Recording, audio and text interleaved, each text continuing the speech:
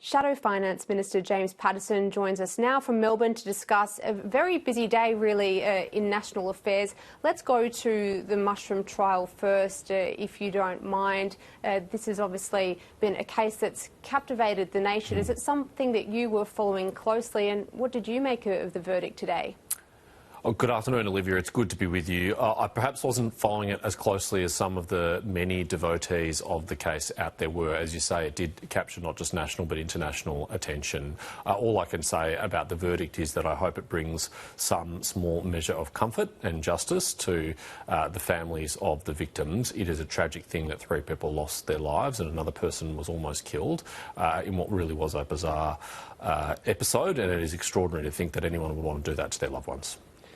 Indeed. We've also heard the NT coroner today handing down her findings into the coronial inquest into the death of Indigenous teenager Kumanjai Walker. It's an inquest that's lasted 3 years, and one of her findings today was that she said she can't rule out whether racism was a factor.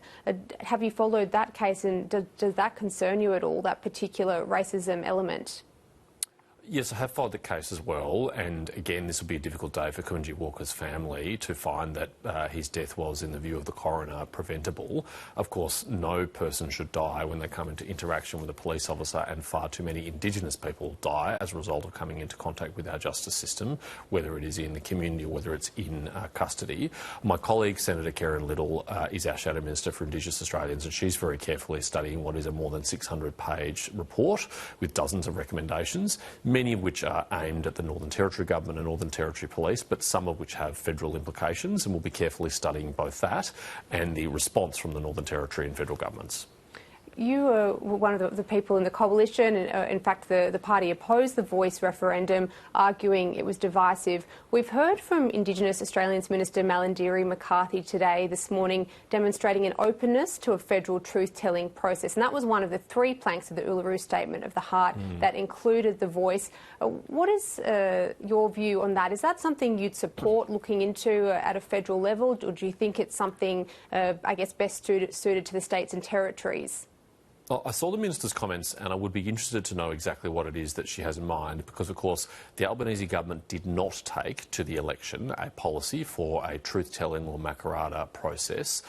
In fact, when asked about this prior to the election and during the election campaign, they said it was a Liberal Party scare campaign to suggest that any element of the Uluru Statement from the Heart, including voice, treaty or truth, was something that the Albanese government was committed to or was going to continue with in their second term. So I think it really is important from the Prime Minister, who has denied many times that he has any intention of pursuing these other elements of the voice proposal, what exactly it is that the government has in mind, given that the Minister has opened the door here to pursuing this in their second term. OK, and I guess it is NAIDOC week as well. Does the coalition have any particular policies that it wants to pursue when it comes to improving outcomes for Indigenous Australians? At the moment, just 4 of the 19 closing the gap targets are being met, and this is a continuing story that we've seen over successive governments. What does your side of politics want to do to try and shift the dial on what is really a damning result? You're right, Olivia. It is a damning result, and this is not something which lends itself easily to partisanship because, as you say, it has been under governments of both persuasions that Australia has collectively failed to achieve those targets to advance the interests of Indigenous Australians and the welfare of Indigenous Australians. And I think, frankly, it is an unfinished national mission to improve the circumstances of Indigenous Australians. So we are very committed to reviewing all of our policies that we took to the election, given the election result, and it will be our task over the next term not just to hold the government to account for their poor performance in this area, which we will, but also to develop our own positive agenda for the advancement of the interests of Indigenous Australians at the next election. And I'm very confident that Karen Little, our new Shadow Minister in the portfolio, will be doing just that. There's obviously a huge suite of policies that are under review at the moment by the coalition. Do you have any idea of timing about when Australians can expect to see the details, I guess, of that analysis? Well, we'll be going through an orthodox policy development process through this term, where we'll use the committees of the party room, of the shadow cabinet and the shadow cabinet itself to determine what is the policy agenda that we'll take to the next election. Susan Lee's rightly put up our entire agenda for review, because the defeat that we had was not just a close defeat, it was a comprehensive defeat, and that invites introspection and reflection, and really critically a period of listening to the Australian people about what it is they want and expect from the Liberal and National parties at the next election. Now, our values will be consistent and the same, but I think, frankly, one of our tasks is to make sure that the policies we take to the next election are consistent with our values, because not always in previous terms, including the last term, were our policies consistent with our values, and I think that's why we let ourselves down in some instances. Susan Lee, she's set up a dedicated working group to nut out one of the thorniest issues, I guess you could say, for the coalition, so net zero, climate targets and that kind of thing. If, let's say, that particular group puts forward more progressive or, I guess, stronger climate targets or policies, are you concerned that, I guess, the majority of people within the coalition, maybe even the Nationals, might stop you from moving forward, and then that could have a continued, I guess, electoral effect whereby you continue to lose votes from women, Chinese Australians and younger Australians for that matter? Look, I'm not concerned at all about that. In fact, I think it's a very healthy thing that we're having this review and that we will have this debate within the Liberal Party and within the coalition parties, with the National Party as well. And I heard your previous guest, Matt Keane, say that he says that there should be no debate within the Liberal Party on these matters. I couldn't more profoundly disagree with what he says. And I recognise Matt Keane is a political appointee of a Labor government and he's got a task to do there. But the Liberal Party cherishes debate. We will have an open and honest and reflective debate about all of our policies, including on emissions reduction, to make sure that we deliver a reliable and affordable energy system for the Australian people that serves their interests and their needs. I also wanted to get your response to the arson attack on a synagogue in East Melbourne over the weekend. I wanted to get your view, though, on the Prime Minister's decision to scrap the social cohesion envoy role. So that was, I guess, wasn't continued after the federal election. Do you think that was premature? Did it send the wrong message, perhaps, considering we're continuing to see these kinds of incidents in the community? Well, Peter Khalil fulfilled that role for the government prior to last election. He's a colleague who I worked with closely and I have a high regard for, but I can't see what the outputs were of that role. I understand there was a FOI request about any reports that the social cohesion envoy made, and there were none. He didn't report to the Prime Minister in any formal way during that period.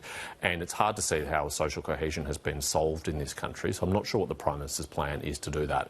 I think it's very clear that we have an ongoing and profoundly serious anti-Semitism crisis in this country, that we have people in this country who believe it's appropriate to set fire to a synagogue for whatever motivation, and that will come out in due course, or who think it's appropriate to protest very vigorously outside Jewish-owned businesses and cause great distress to the staff and patrons inside, just shows how serious this problem is, and why the Albanese government must take a very different approach in its second term to what it did on its first term. It must be much more proactive, ensure the law is enforced, ensure there are consequences for these perpetrators, and that we have a comprehensive plan to address this cancer in our society. Well, the coalition were very critical of the government's handling of anti-Semitism during the last term of Parliament. Is the coalition developing its own ideas, I guess, to clamp down on this issue, which obviously you take very seriously? Mm-hmm.